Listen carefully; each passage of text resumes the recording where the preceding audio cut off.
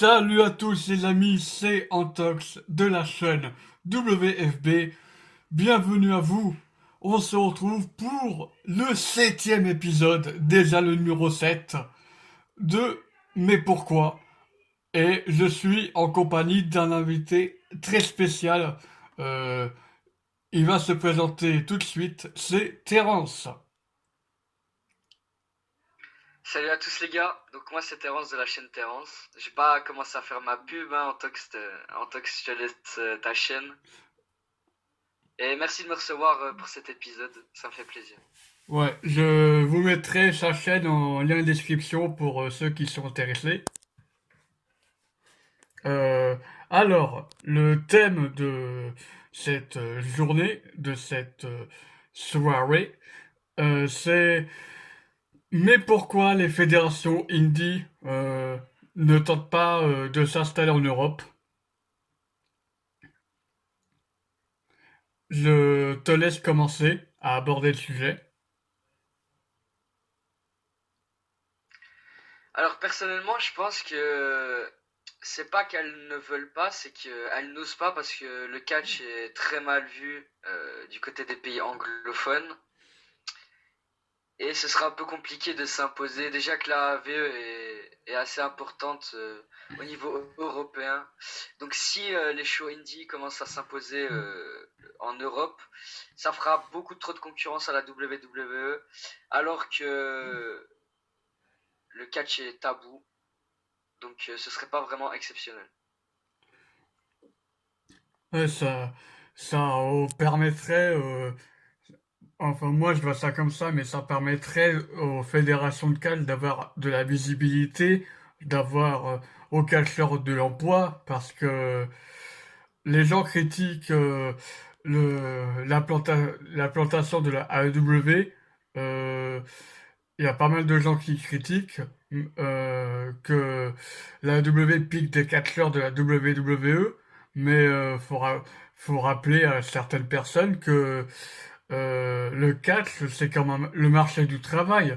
Euh, les catcheurs sont dans des compagnies pour avoir un salaire et non pour faire de la concurrence aux compagnies. C'est pas ça le but principal d'un catcheur. C'est faire des matchs et avoir un salaire. C'est pas forcément euh, faire concurrence à telle compagnie.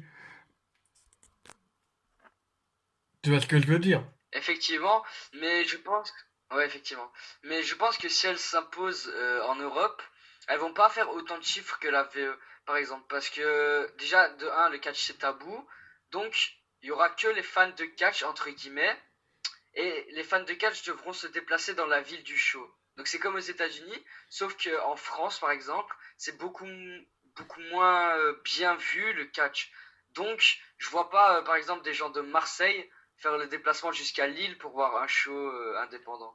Ouais, de la Watch par exemple. Déjà pour la VE, c'est compliqué. Donc, ouais, Ouais. effectivement. C'est vrai que pour la WWE, notamment en France, c'est vrai que c'est un sujet compliqué, mais quand je vois en Allemagne ou en, en Royaume-Uni, le catch, c'est vraiment, c'est loin d'être un sujet d'abou, je trouve. Mais je pense que c'est l'Allemagne et le Royaume-Uni, ce sont vraiment les deux marchés auxquels il peut y avoir facilement de la clientèle, je trouve. Et je trouve ça dommage que des petites fédérations américaines comme la ROH ou la Triple A ou la MLW ne tentent pas leur chance là-bas parce que euh, ils pourraient, bah, pourquoi pas dénicher des talents, euh, ils pourraient avoir une nouvelle clientèle, ils pourraient bah, diversifier leur marque, enfin, il y a tellement de possibilités. Et il y a l'aspect financier qu'il faut prendre en compte parce qu'il y a des petites fédérations qui ne peuvent pas se permettre, non seulement à cause du marché actuel, mais aussi le côté financier parce que euh, elles sont pas assez puissantes, si je peux dire ça comme ça.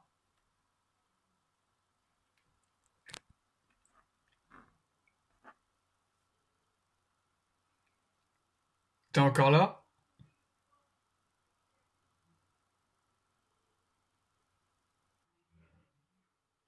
Euh, ouais, donc il y a l'aspect financier qu'il faut prendre en compte aussi par rapport au fait que les fédérations ne prennent pas le risque de se développer en Europe parce qu'elles sont pas assez puissantes, elles sont pas assez développées.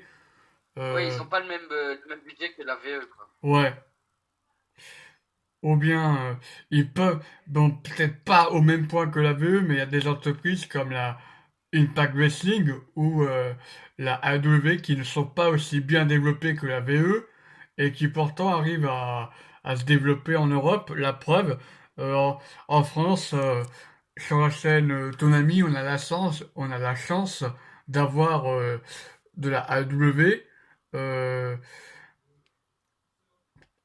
et c'est vraiment cool. Sincèrement, c'est vraiment cool d'avoir cette opportunité-là en tant que fan de catch. Et récemment, j'ai vu que la WWE a racheté Evolve et ça permettrait moi personnellement, ça va me permettre de découvrir la compagnie Evolve parce que je connaissais pas du tout cette compagnie avant et cela dit, Evolve, c'est quand les catcheurs qui étaient à Evolve seront bah, au même cas que les 30 personnalités virées par Vince McMahon à cause du coronavirus, c'est le même cas.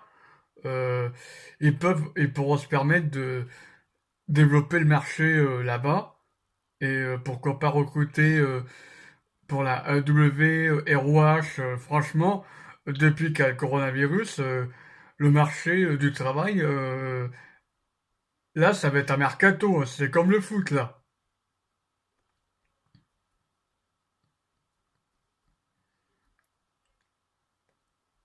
Niveau rating, ça peut faire très très mal.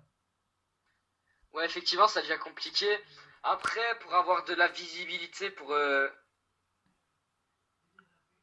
ouais. Au niveau de la visibilité pour les petites fédérations, ce serait bien qu'ils aient un plus gros budget. Après, c'est compliqué d'avoir un gros budget en étant une petite fédération, mais plus ils ont du budget, mieux ils pourront se référencer et avoir plus de visibilité. Ouais. Et je suis en train d'y penser, mais la VE, ils arrivent très bien à recruter des catcheurs européens. Et aussi, je pense à des catcheurs qui sont en train de devenir des stars petit à petit. Euh, il y a Walter qui est très connu dans le circuit indépendant, tout comme euh, comment il s'appelle Will Ospreay. Il y a plein de catcheurs indépendants qui sont très connus dans le circuit indépendant. euh, et ces catcheurs-là sont vraiment capables de faire exporter le produit, euh, enfin les différents produits en Europe. Je pense que rien qu'avec ces noms-là, euh, il peut y avoir vraiment une nouvelle clientèle européenne.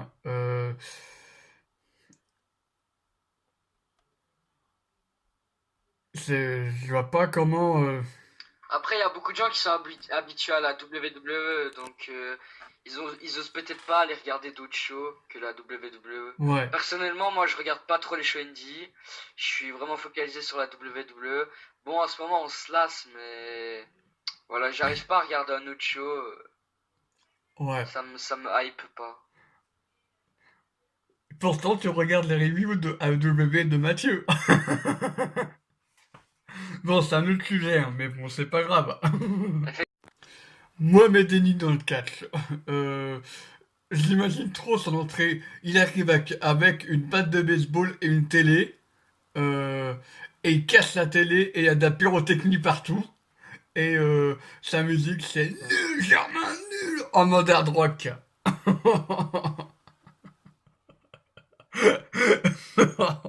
Fantasy Booking à l'Antox.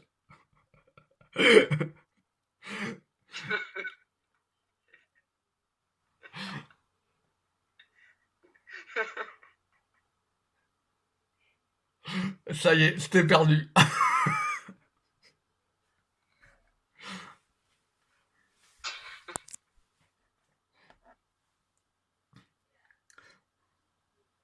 T'as quelque chose à rajouter sur le thème ou pas?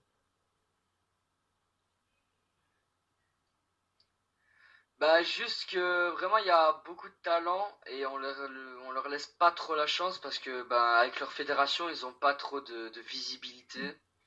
Donc ce serait bien que Vince McMahon ou des shows un peu plus gros comme la AEW justement recrutent dans des plus petites fédérations, comme un transfert au foot, tu vois, ce serait pas mal. Genre, Ouais, imaginons, je sais pas, tu passes de Marseille au Real, tu vois, genre il faudrait faire des transferts comme ça.